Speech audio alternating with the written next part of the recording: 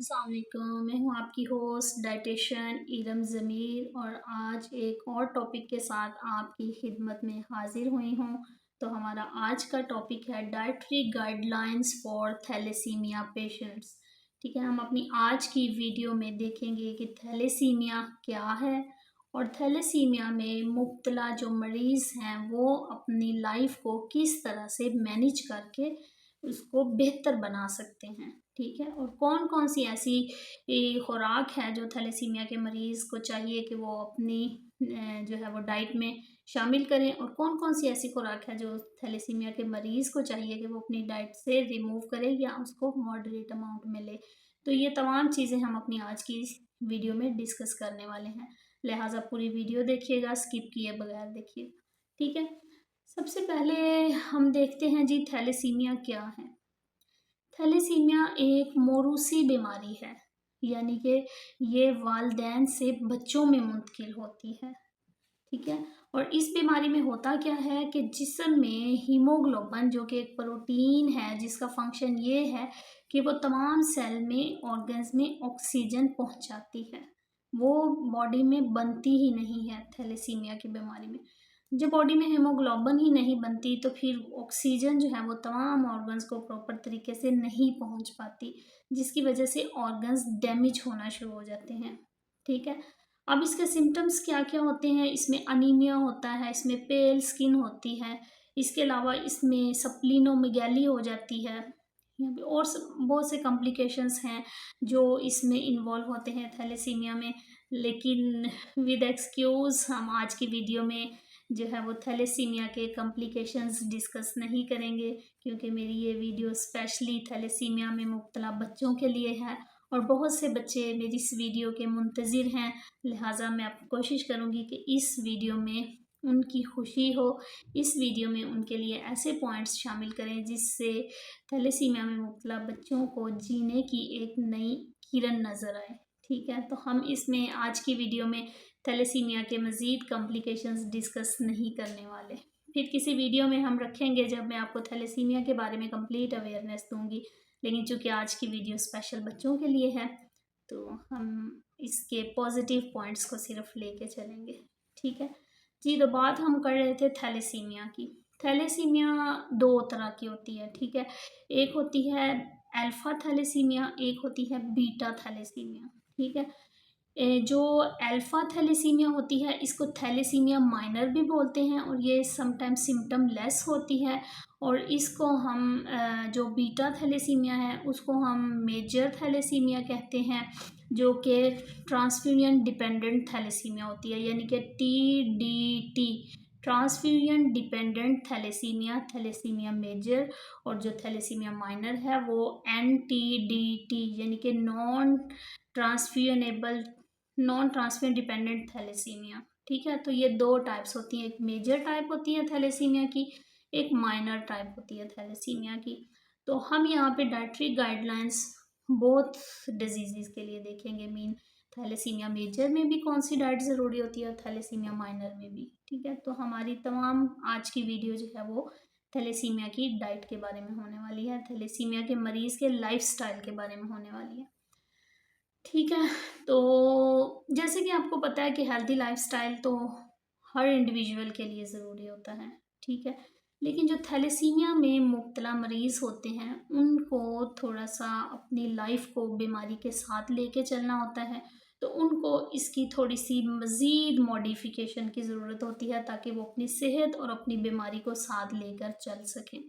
ठीक है, कुछ इम्पॉर्टेंट चीज़ें होती हैं जो मैं आपको बताऊंगी, कौन कौन सी अहम चीज़ें हैं जो जिन पे अगर थैलेसीमिया का मरीज़ अमल करके अपनी ज़िंदगी गुजारेगा तो इंशाल्लाह वो एक बहुत अच्छी हेल्दी लाइफ गुजार सकते हैं, बावजूद इसके कि वो थैलेसीमिया में मुब्तला हैं। ठीक है, थैलेसीमिया में सबसे पहले जो इम्पॉर्टेंट चीज़ है वो होती है वैक्सीनेशन। जैसे आपको पता है कि थैलेसीमिया के पेशेंट्स में इम्यूनिटी बहुत वीक हो जाती है, उनकी उनके वीक इम्यूनिटी वीक होने की वजह से वो बीमारियों में बहुत जल्द मुब्तला होते हैं। तो सबसे मेन चीज़ ये होती है कि बीमारियों से कैसे बचा जाए। ठीक है, उस बीमारियों से बचने के लिए थैलेसीमिया के मरीज़ों को, थैलेसीमिया के बच्चों को चाहिए कि वो अपना vaccination schedule up to date रखें। यानी कि जो जो वैक्सीनेशन जिस टाइम रिक्वायर्ड होती है, उन्हें चाहिए कि वो अपनी वैक्सीनेशन प्रॉपर तरीके से लें, ताकि वो किसी भी मेजर किस्म की बीमारी में मुब्तला होने से बच सकें। क्योंकि वो प्रोन टू इन्फेक्शन होते हैं, उनको इन्फेक्शन बहुत जल्द हो जाता है इम्यूनिटी वीक होने की वजह से। इसलिए उनको फर्स्ट ऑफ ऑल तो उनको अपना वैक्सीनेशन पे बहुत ज़्यादा तवज्जो देनी चाहिए। ठीक है। उसके बाद आ जाता है जी, एक्सरसाइज आ जाती है। जैसे कि आपको पता है कि एक्सरसाइज भी तमाम इंडिविजुअल हेल्दी इंडिविजुअल्स के लिए भी एक्सरसाइज एक बहुत ही ज़रूरी चीज़ है। ठीक है। अगर आप एक्सरसाइज करते हैं तो आप एक बहुत ही अच्छी हेल्दी लाइफ गुजार सकते हैं। यहाँ पे अब देखा जाए कि थैलेसीमिया के मरीज़ को किस तरह की एक्सरसाइज करनी चाहिए, तो आपको ये बात पता होनी चाहिए कि जो थैलेसीमिया के पेशेंट्स होते हैं, एक तो चूंकि वो बीमारी की वजह से वीकनेस होती है उनमें, और दूसरा उनकी जो हड्डियां होती हैं, जो उनकी बोन्स होती हैं, वो वीक हो चुकी होती हैं, जिसकी वजह से वो मतलब नॉर्मल लोगों की तरह इंटेंस एक्सरसाइज में पार्टिसिपेट नहीं कर सकते। तो जो थैलेसीमिया के पेशेंट्स के लिए रिकमेंडेड एक्सरसाइजेस हैं, वो जस्ट रनिंग और वॉकिंग है।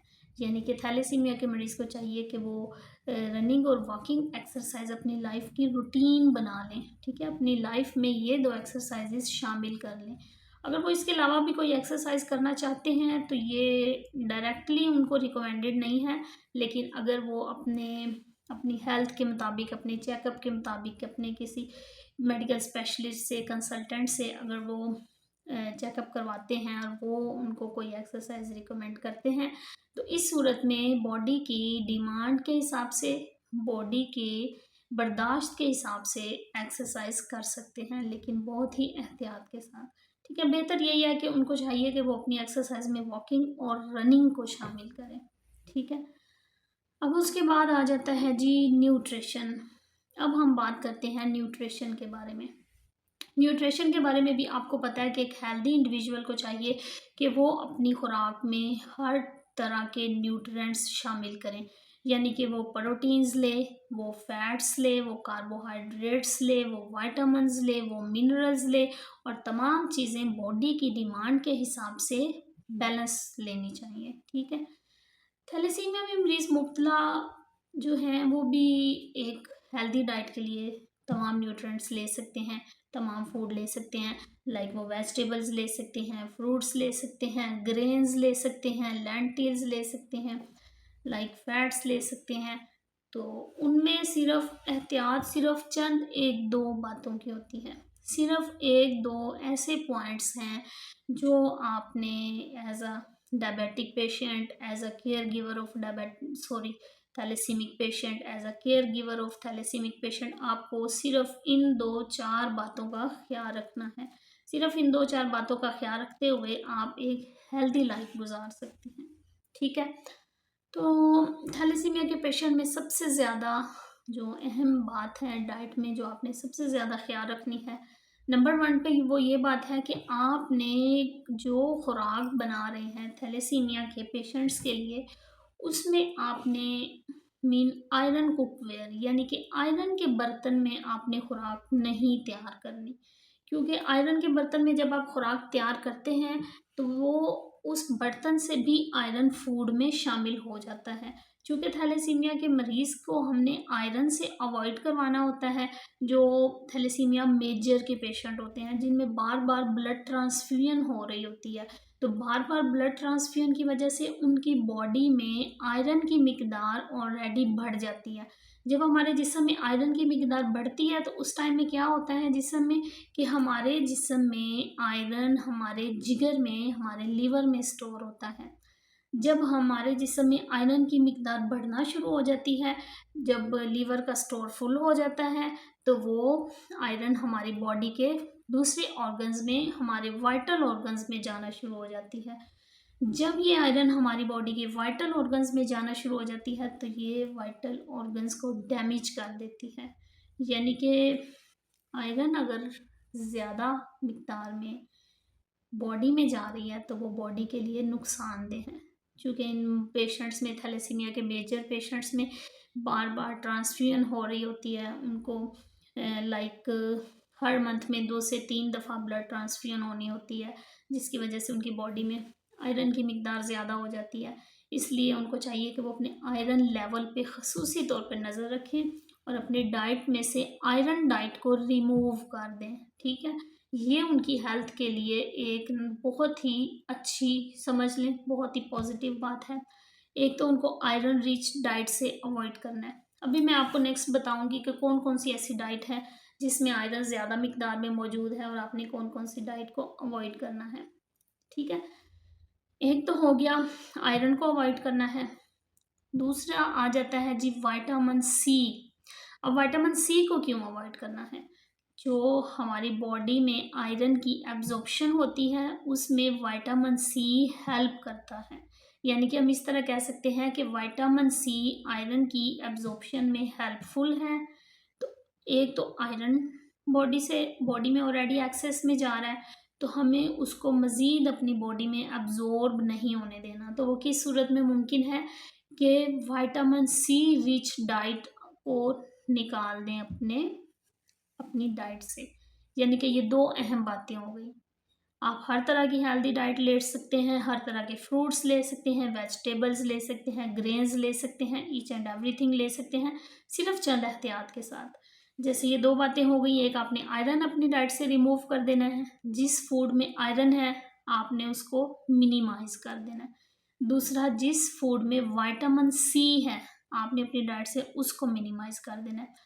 जैसे विटामिन सी आयरन की एब्जॉर्प्शन में हेल्प करता है, इसी तरह हमारी खुराक में कुछ चीज़ें हैं लाइक चाय हो गई, कॉफ़ी हो गई, ये आयरन की एब्जॉर्प्शन को कम करते हैं।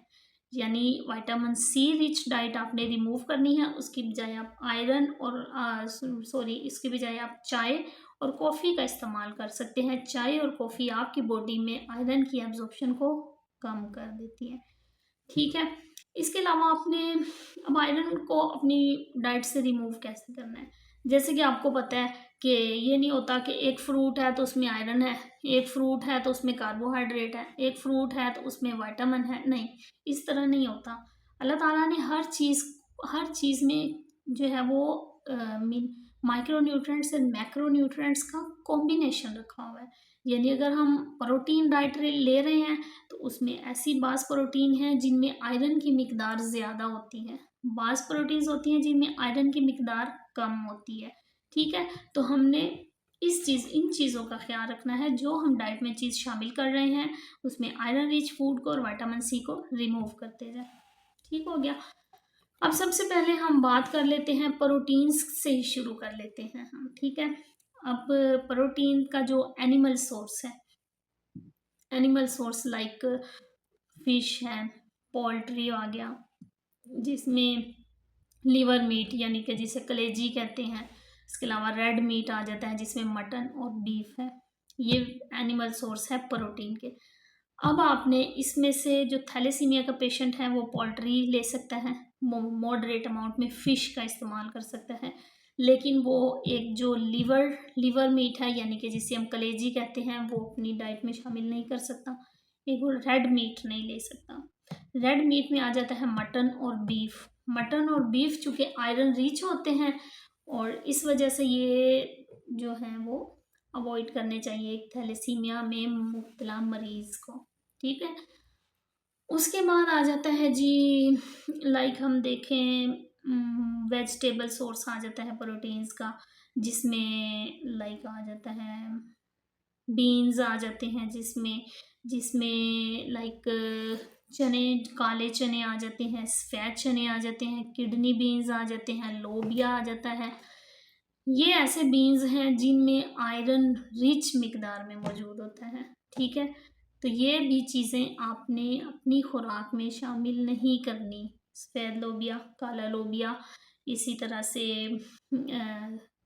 किडनी बीन्स आ जाते हैं, सफ़ेद चने आ जाते हैं, ब्लैक चने आ जाते हैं, इनको अपनी डाइट से रिमूव करना है। ठीक है, उसके बाद आ जाता है फैट्स के बारे में देखते हैं। अब फैट्स भी है, जैसे आपको पता है फैट्स भी दो तरह से होते हैं, सैचुरेटेड फैट्स होते हैं, अनसैचुरेटेड फैट्स होते हैं, हेल्दी फैट्स होते हैं और नॉन हेल्दी फैट्स होते हैं।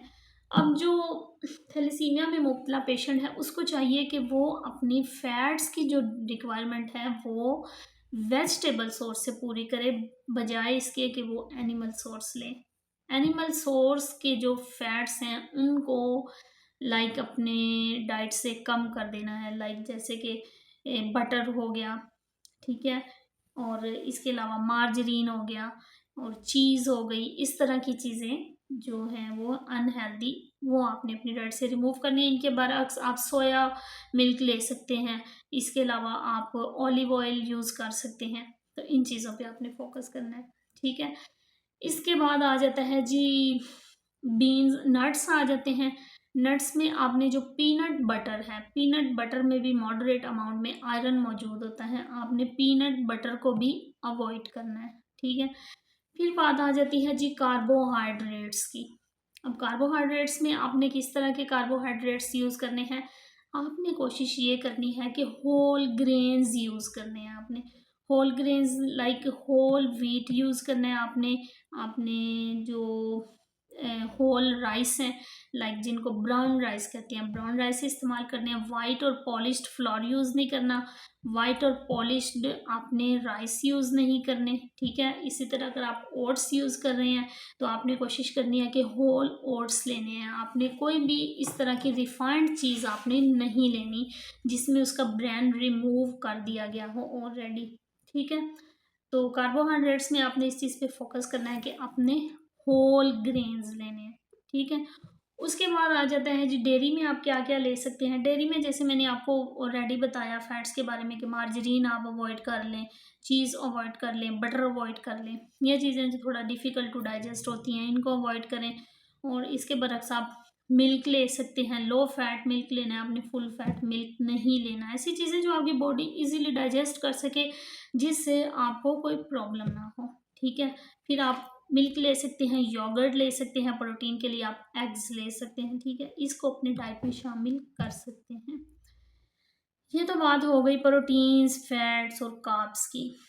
अब हम देखते हैं कि कौन कौन सी वेजिटेबल्स और फ्रूट्स आप ले सकते हैं। वेजिटेबल्स की बात करें तो वेजिटेबल्स में कुछ ऐसी वेजिटेबल हैं जो आयरन रिच होती हैं, जैसे स्पाइनेच हो गया, जैसे कैबेज हो गई, पीज और green leafy vegetables. Green leafy vegetables ये जो है रिच सोर्स होते हैं आयरन का। तो आपने जो ये ग्रीन लीफी वेजिटेबल्स, पीज और लाइक स्पाइनेच हैं, इनको आपने अपनी डाइट से रिमूव कर देना है, ठीक है। आपने ये चीज़ें अपनी डाइट में शामिल नहीं करनी जो कि आयरन रिच हैं। इसके अलावा आप तमाम वेजिटेबल्स ले सकते हैं, लाइक आप ऐसे कह लें रेनबो, रेनबो कह सकते हैं। लाइक आप मूली खा सकते हैं, गाजर खा सकते हैं, शलजम ले सकते हैं। इसके अलावा आप पम्पकिन ले सकते हैं। मीन ईच एंड एवरीथिंग जो मैंने आपको दो चार चीज़ें बताई हैं, इनके अलावा आप तमाम वेजिटेबल्स अपनी डाइट में शामिल कर सकते हैं, ठीक है। उसके बाद आ जाता है जी हम देखते हैं जैसे कि फ्रूट्स कौन कौन से ले सकते हैं। फ्रूट्स में वाटरमेलन और डेट्स, इनमें आयरन रिच मिकदार में पाया जाता है, तो कोशिश करनी है आपने वाटरमेलन और डेट्स ही अवॉइड करना है। इसके अलावा ऐसे फूड जिनमें विटामिन सी रिच मिकदार में होता है, जैसे मैंने आपको ऑलरेडी बताया, like orange, grep fruit, like tomato, strawberry, kiwi, इनमें विटामिन सी रिच मिकदार में होता है। तो ये ज़रूरी नहीं कि आपने विटामिन सी एलिमिनेट ही कर देना है। आप थैलेसीमिया माइनर है, मेजर है, इसको एलिमिनेट कर देना, इस तरह नहीं है।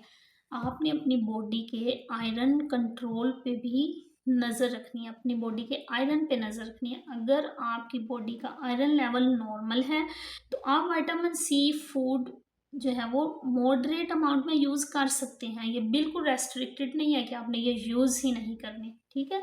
अगर आप अपना आयरन लेवल मेंटेन रख रहे हैं तो फिर आप फ्रूट्स और वेजिटेबल्स की एक मॉडरेट अमाउंट यूज़ कर सकते हैं। ये बिल्कुल इस तरह नहीं है कि आप विटामिन सी को रिमूव कर दें, क्योंकि आपके लिए हड्डियों की वजह से आपको विटामिन सी और विटामिन डी जो है उसकी ज़रूरत होती है, और कैल्शियम। इस वजह से आप इनको मॉडरेट अमाउंट में अपनी डाइट में शामिल कर सकते हैं, ठीक है। फ्रूट्स हो गया, वेजिटेबल्स हो गई, micro nutrients, macro nutrients almost हम लोगों ने डिस्कस कर लिए। हाँ, इसके अलावा एक और बात, अहम बात है, आप हनी ले सकते हैं, अपनी खुराक में हनी शामिल कर सकते हैं। और अपनी खुराक से आपने पीनट बटर रिमूव करना है। पीनट बटर में भी आयरन होता है, वो भी आप नहीं ले सकते। ठीक है, इसके अलावा बाकी जितनी भी लाइक फ्रूट्स हैं, वेजिटेबल्स हैं, वो आप इस्तेमाल कर सकते हैं। ठीक है। और इसके अलावा अब है जी डाइट के बारे में आपको सारी मैंने गाइडलाइंस दे दी, डाइटरी गाइडलाइंस। अब जो सबसे एक और इम्पोर्टेंट चीज़ है वो है जी पॉजिटिव रिलेशनशिप। अब आप सोच रहे होंगे कि ये थैलेसीमिया में पॉजिटिव रिलेशनशिप कहाँ से आ गया। पॉजिटिव रिलेशनशिप एक बहुत ही इम्पोर्टेंट चीज़ है। पॉजिटिव रिलेशनशिप से मुराद ये है कि जो थैलेसीमिया में मुब्तला मरीज़ होते हैं उनको चाहिए, उनके साथ आप लोगों को चाहिए कि एक अच्छा रिलेशनशिप बनाएं, क्योंकि वो ऑलरेडी एक बीमारी से लड़ रहे होते हैं। तो आपको चाहिए उनके साथ एक अच्छे तरीके से रहें, ऐसी चीज़ें करें जिनसे उनको खुशी हो, ऐसी चीज़ों से अवॉइड करें जिनसे वो परेशानी में मुब्तला हो। यानी कि उनकी साइकोलॉजिकल सपोर्ट बहुत ज़रूरी होती है, और ये इसी सूरत में मुमकिन है कि आप अपने आसपास जो थैलेसीमिया में मुब्तला मरीज़ है उसकी सेहत का ख्याल रखें, उसकी डाइट का ख्याल रखें, उसके साथ वॉक करें, उसको हॉस्पिटल में ले जाएं, उसके जो है वो ब्लड ट्रांसफ्यूजन में हेल्प करें, ना ब्लड डोनेट करें। ठीक है, जो सबसे इम्पोर्टेंट बात यह है कि अपना ब्लड डोनेट करना चाहिए। एक हेल्दी पर्सन के बॉडी में रेड ब्लड सेल्स बनते और टूटते रहते हैं।